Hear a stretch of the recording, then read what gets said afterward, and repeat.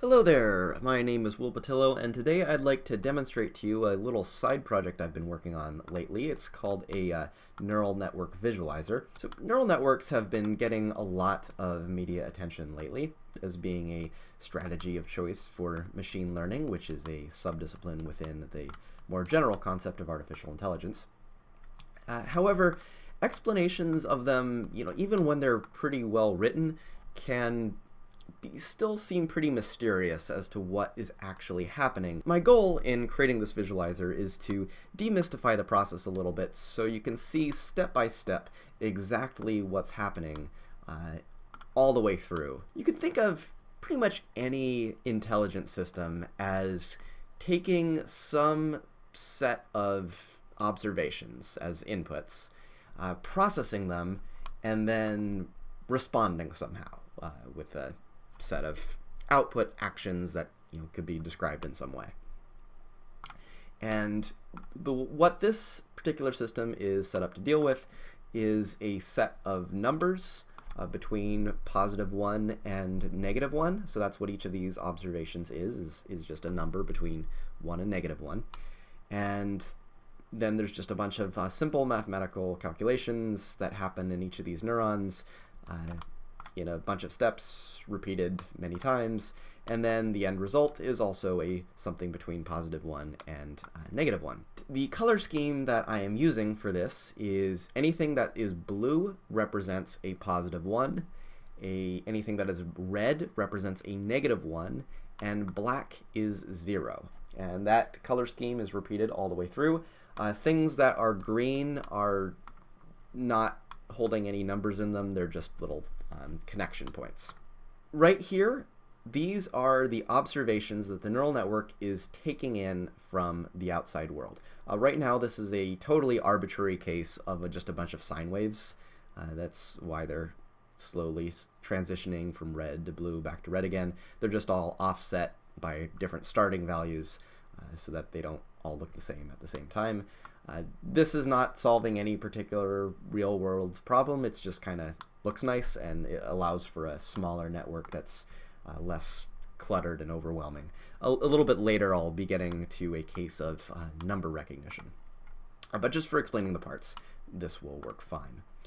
So these are just oscillating as sine wave inputs, and this is something that the neural network does not have any control over. It's just what it's taking in. Now, each of these inputs is then connected to every neuron in a layer.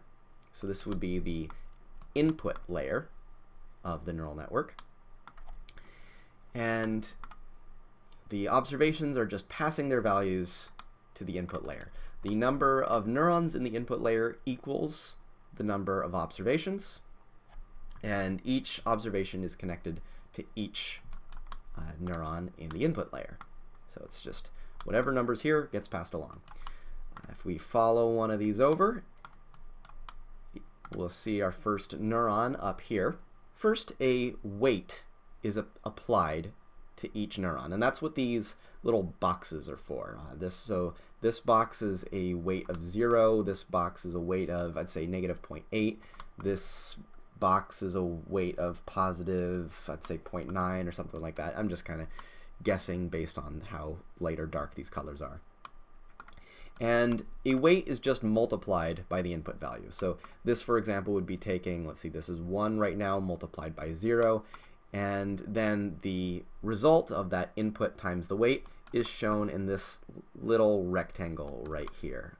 So you can see them a little more clearly right here. So let's see here, it's taking a -1, multiplying it by -0.5, and you end up with this over here. So these reds essentially invert a signal. A black negates it, and blue just passes it through. So yeah, you have your inputs, you apply a weight, you get a result for each of those weights, and then all of these results get added together, and this bar right here shows the sum of all the weighted inputs. Now, after we have that sum, that value then gets passed through, has a bias applied to it. And this is just a number between +1 and -1. So this bias looks like it's -0.5 pretty close to 1. And that just gets added to this weighted value. So notice when this is bright blue, this is just a very dark blue. When this is red, this is even more red, because we're just adding this negative number to it all the time. You'll see these other neurons have different weights and biases, so a different arrangement of weights, different bias here, and that will cause the same inputs to have a different result at the end, because it's transformed differently. And by the way, right now, all these weights and biases here are just randomly set when the application starts. There's no rhyme or reason right now to why this one's black and this one's red and this is red and this is blue. It's all just randomly assigned at the beginning. Later on, we'll start training the neural network to modify the weights and biases, and that's kind of what machine learning in this context is all about. But for now, this neural network isn't actually learning anything. It's pretty stagnant. It's just taking some values in, messing around with them in a pretty random, arbitrary way, and getting some result at the end. So anyway, that's what's happening in the neuron. Take an input, apply a weight, add those together, apply a bias, and then finally there's a activation function, which is what this black box at the end represents. And right now I am using soft sign. As numbers get bigger, they approach but never reach 1, and as they get smaller, they approach but never reach -1. And there's a fairly one-to-one correlation when you're around 0. So it just forces things to stay within bounds. Now, after this whole process goes through and an activation function is applied, then it just passes that end result out to every neuron in the next layer. So we'll see here, yeah, all these wires are sending out that same number through this. And this number that's being sent out is fairly close to the number that's being calculated out here, given the particular activation function that I'm using. And all these other neurons in the input layer are doing the same thing. So that's the input layer. And all these other layers work exactly the same way, actually. They're just placed in different locations.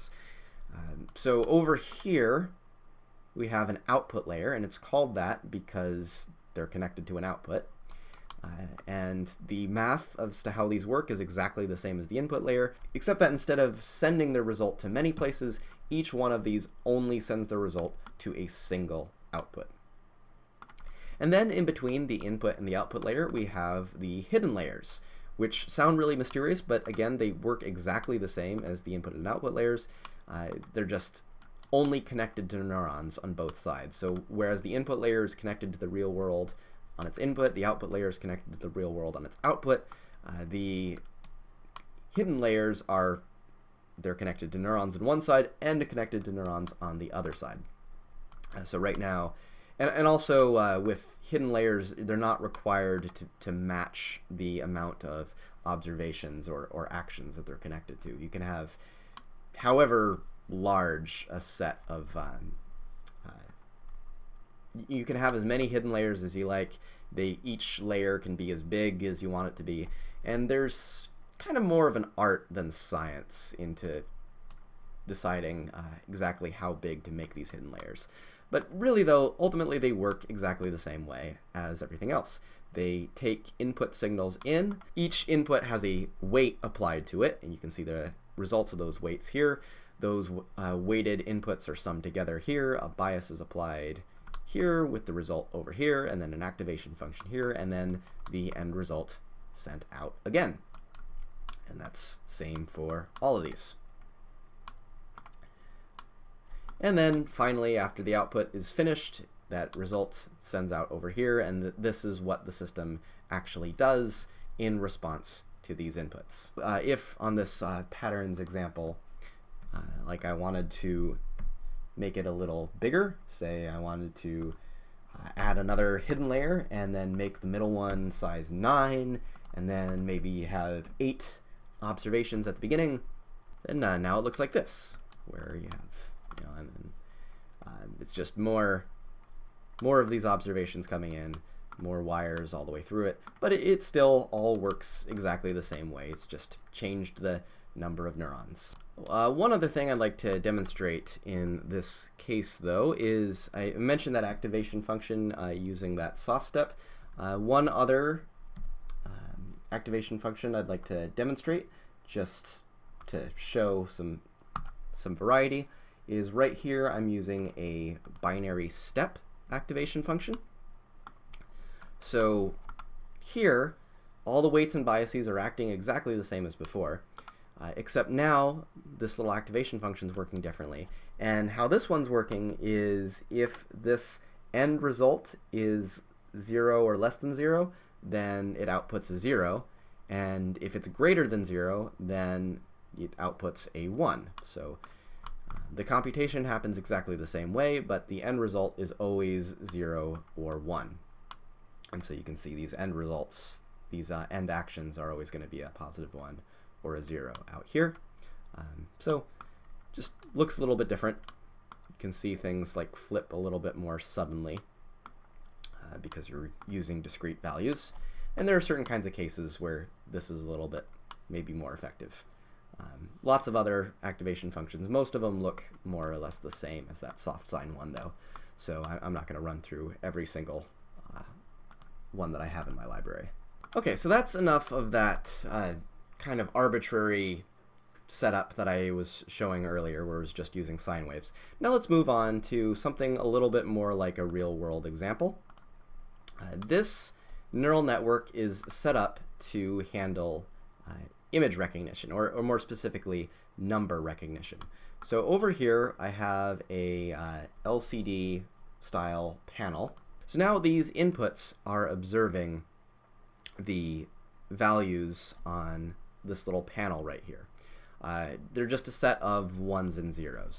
So if I zoom in, you can see this panel right here is turned on, so on is black and off is white. This one is on, so this first input is blue, showing that it's on. This one is also on, so this is blue. This is on, so this is blue. This is on, so this is blue. This one is off, so this is black. This is on, blue, off, black, and so on all the way up.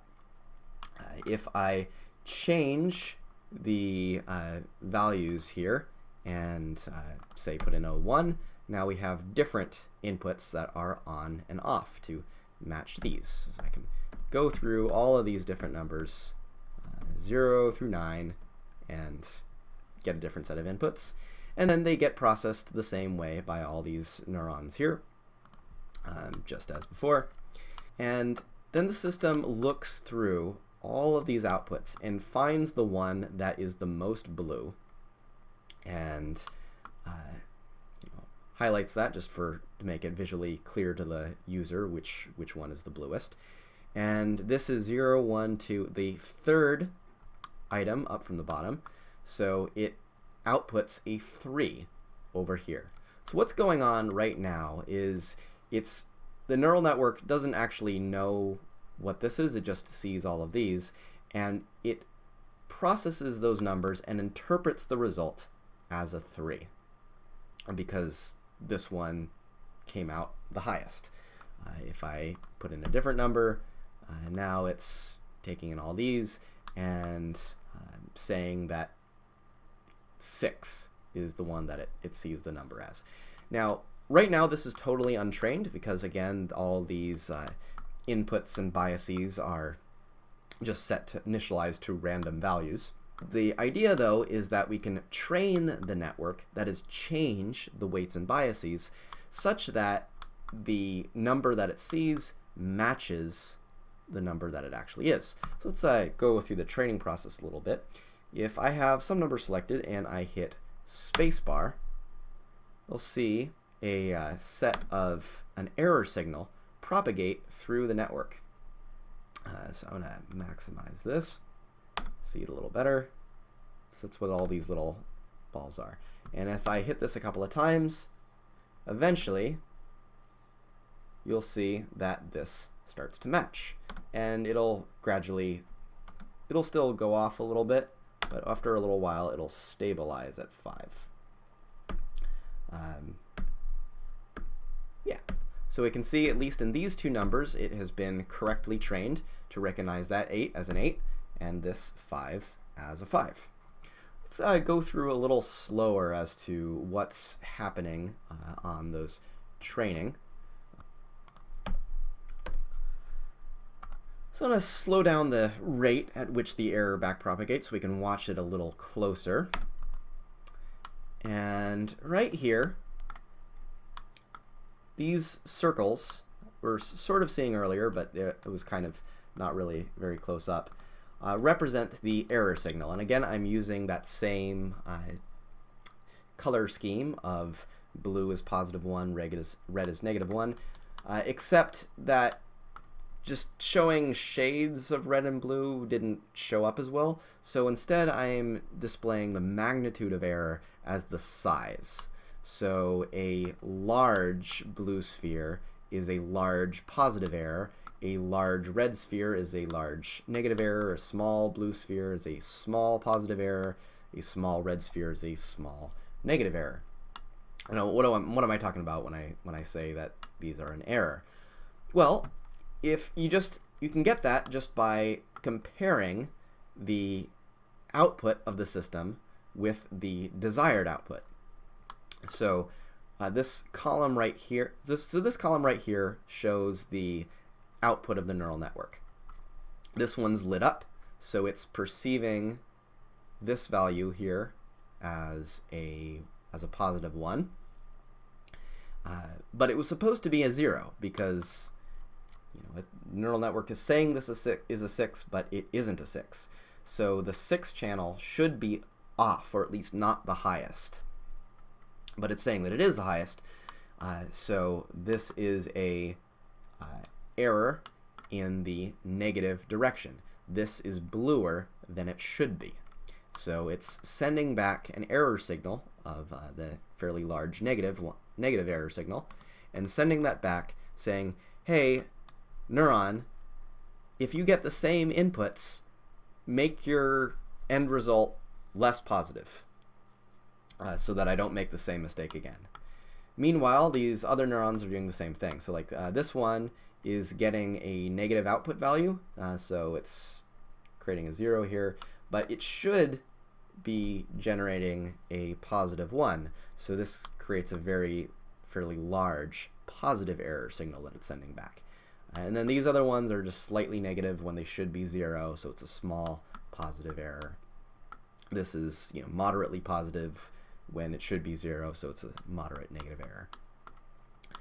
Anyway, these, if I kind of step through here, these errors all backpropagate to the neuron that they received their value from. And if I watch this neuron just absorbed that input value and changed a little bit. So this bias would have become, I guess, a little bit more blue. And then the way the weights change is a little bit complicated because it depends both on the signal that was coming in and their value. It's still just basic addition, multiplication, a little bit of logic, nothing really fancy going on there. But it's not quite as simple as how the bias changes. And then it backpropagates some of the error to the previous layer, because it's not fair to put all of the error just on this output signal. The reason it sent the value that it did was because of the inputs that it received. And so if you have, as the saying goes, garbage in, garbage out, well, you can change the processing, but you also need to change what the signal it received was. And the way that it currently chooses what this error signal is based on how the weights were adjusted. So if the weights were adjusted in the negative direction, it takes some of that negativity and then sends it back. If the weights were adjusted in the positive direction, it takes some of that positivity and sends it back. Now these errors then backpropagate to the next layer, along with all the other neurons that are all doing the same thing. We just see lots of these little error signals flying around.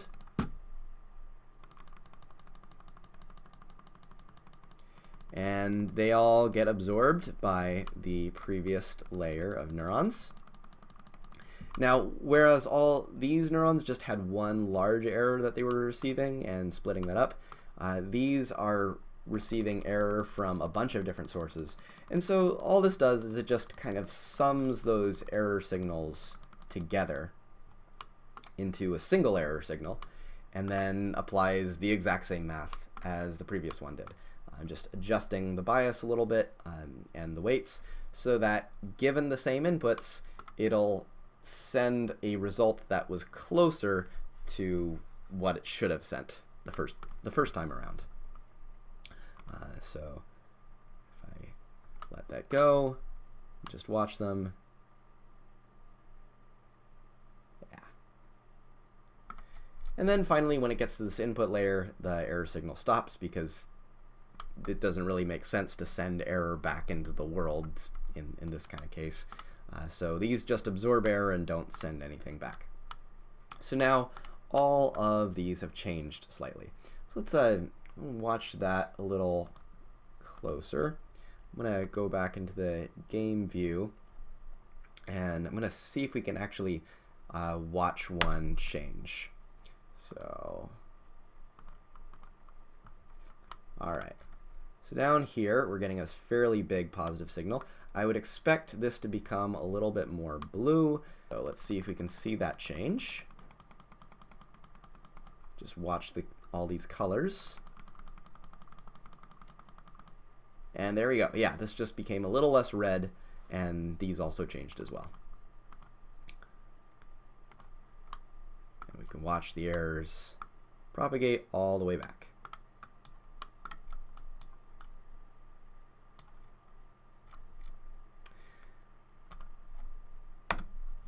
And that's essentially how the neural network works. That's everything about it. I'm going to speed this up a little bit once that error signal completes.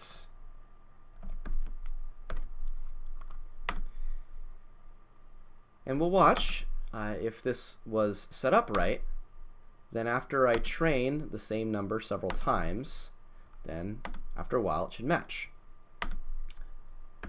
You'll also might notice that with each time we send this, this one gets a little bit more blue to match. Now, this neural network isn't working 100%. It's able to recognize each number, but what I really want is for it to get to a point where I can just hit every number and recognize all of them. So like right now it recognizes this as a 1 and it recognizes this as a 2. I want it to be able to recognize every single number without continuously training it. Because that's kind of the goal of a neural network, that it can classify every set of inputs. And what really makes a neural network valuable is once it classifies everything, like it doesn't actually have to understand that this is a number, it just kind of processes it and sees which of its categories it's closest to.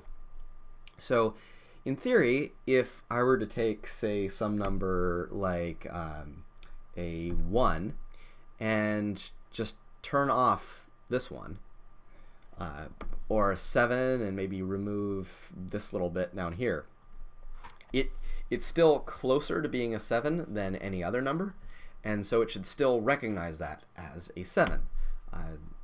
Likewise, like a 6, if it just got rid of, say, this one, it still recognizes this as a 6. Or if it got rid of this, this would still be a 3.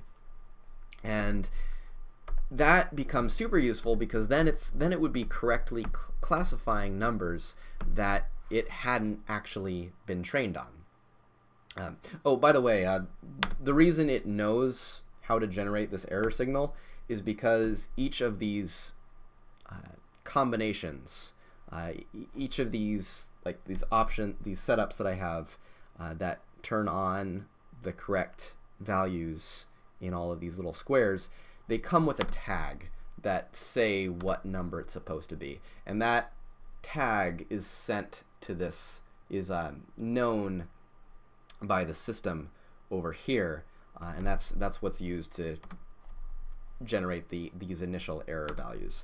So yeah, that may seem like a little pointless, because if you already know what the image is, then what's the point of classifying it in, going through all this work and training and so on. And yeah, what the reason for that, the value is being able to recognize numbers that weren't explicitly trained, because they're closer to that number than to anything else.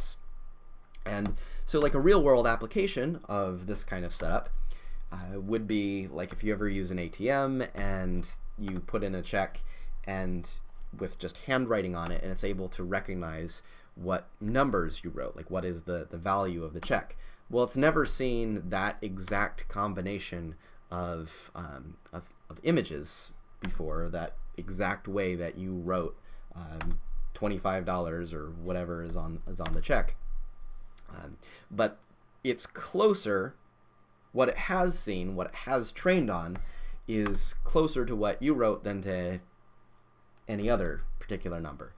So it's able to generalize the categories that it's come up with to slightly novel situations, and be able to recognize the full range of human handwriting without having to hard code in a bunch of rules. And this is essentially the architecture that something like that uses. So that is it for demonstration. Like I said, it isn't working 100%, but hopefully you can kind of get the idea of how things are supposed to work.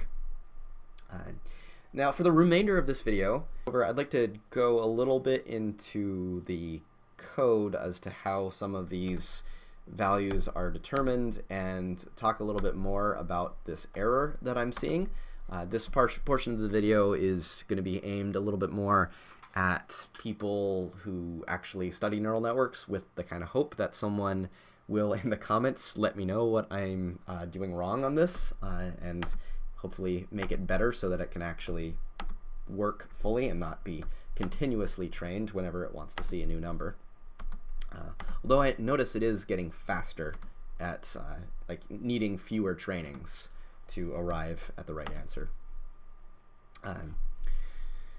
So the first thing I looked into in terms of improving the performance of this is, you'll see right now I'm using completely stochastic training, where I'm just picking numbers and then training specifically on those, and it learns to recognize that number, but it doesn't learn to recognize how to respond to inputs. And so I have another training style I can set here of using epoch-based training, where if I set it to that and then I hit spacebar here, it'll just continuously go through and train them one after the other, and then cycle back around. So that way it's training each combination evenly. Another setup I've used in the past, although that code is commented out, is to try not send a error signal back immediately, just to go through everything, sum up the errors for each one of these, and then once it's finished, then send that summed error back through and hopefully that would work a little bit better. But it kind of had the same problem that it is right now, where it's just not really settling on anything. Another thing I've also noticed, which we might not end up seeing over the course of this video, is that over time I found that this first input layer became very red, and not only that, each of these input neurons was just outputting all black wires or black signals, which essentially told me that this input layer was negating the inputs, just like treating all this as just a bunch of noise and blanking it out. And then these neurons here weren't really doing much of anything, and then the output layer was getting like hovering very close to zero, and then being able to train really quickly to any given number. It was a solution in terms of mitigating the error signal, but was not a solution in terms of giving me the result that I wanted. Also, that actually relates to when I tried that summed error approach. What was happening was that all of these output signals was just sending out a 0.1 all of the time, and it ended up resulting in 0 error because what was happening is that if all of these are 0.1, then 9 out of 10 of them are going to have a error of negative 0.1, and one of them is 1 out of 10 is going to have an error of positive 0.9. The 0.9 balances out with all the negative 0.1s, and so it ended up being a sum error of 0 all the way through. So the neural network actually trained in that case, just again not getting the result that I wanted. Yeah, I've also tried just running this for a long time to see if maybe things balanced out eventually, and having let this run like this for hours, I found that it did not. And I've also experimented with different activation functions and learning rates. So actually I'm going to go ahead and just change this back to that binary step case. And yeah, because of that sudden change, we're seeing a lot of errors right here. Yeah, you see what I was talking about right now. Okay, yeah, it wasn't the input layer, it was some of these hidden layers becoming super red, and then sending out these just totally black wires at the end, so that the end results are all very negative or just off all the time. I've tried using a learning rate that was much smaller in case I was overfitting or overshooting the answer, and that trained slower but didn't get any better. I've also tried changing the amount of hidden layers and the size of the various hidden layers. That had no really discernible impact either. And also, from what I've read about neural networks, if you're spending a lot of time fine-tuning little details like that, it's usually not a very effective use of time. That can make neural networks more efficient, but if it's just not working at all, it's usually something more fundamental that isn't correct. So in terms of how this works, for those of you who are interested in the code, there's actually most of the code in this project is just building that network and making all those connections. The core math is only in a couple of places.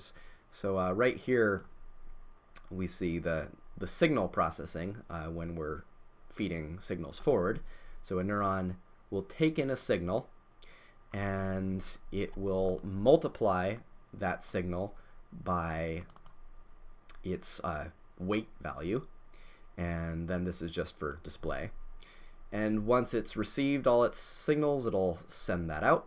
And once it's received all its signals, then the neuron will process each of those signals, so it goes through all of the weights. So it starts by assuming the output's 0, it goes through all the weights, sums those together right here in this little for each loop, displays that in that little in one of those little rectangles, then applies a bias, displays that, and then sends that output to the activation function. And then it goes from there to the next neuron. When error signals are coming back in, then here is how the training works, right here. So an error comes in externally, and that's adjusted a little bit because some layers have more inputs than outputs, some it's the reverse, and so that this is just a little bit of correction for that, which might not actually be necessary. It's just something I'm experimenting with. The bias adjustment is pretty straightforward. You just change it by the error amount and multiplied by the learning rate, so to kind of shrink it down a little to prevent overfitting.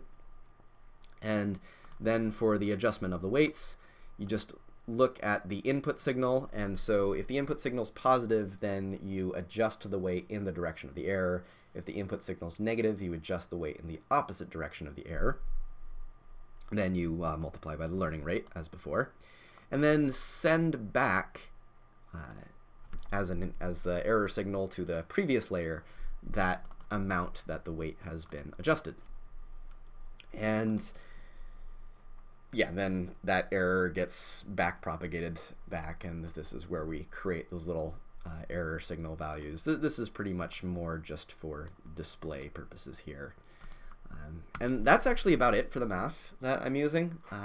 All the reading that I've looked at it has used a lot of gradient math around gradient descent using partial derivatives and so on, which is moderately complicated but not terribly. I haven't used much of that, well, some of that in the activation function. I haven't used much of that gradient descent math because most of what I've read seems to assume that all of these changes are being controlled externally by like the centralized neural network that is doing all the mathematics, whereas in my design the neurons are all acting independently. So I haven't quite figured out how to apply the gradient descent math in this context. And I'm not actually entirely certain that it's necessary to do so, but I feel like here or here is most likely where the error is and why this isn't training properly. But I could be wrong. It might be some little simple thing that I'm overlooking. If you have any ideas or questions or things to try, please leave a comment as to what you're thinking. So I'll try to answer everything that people ask as best as I can, or show you the relevant code if there are parts of this process that you're curious about. And so if I manage to find a solution and get this to train properly, I'll create a follow-up video just showing everything working the way that it's supposed to. It won't be very different, it's just that I'll be able to change numbers and have it find the accurate answer for all of them without retraining. And then maybe also test to see if it's able to recognize numbers that or number configurations it hasn't seen yet. Until then, thank you very much for watching. If you'd like to be notified when any follow-up videos come out or other videos on this channel, be sure to subscribe so that you'll see them when they come out. And if you enjoyed this video, hit that like button so it becomes a little bit more visible. But in any case, thanks for watching, and I will see you in the next one.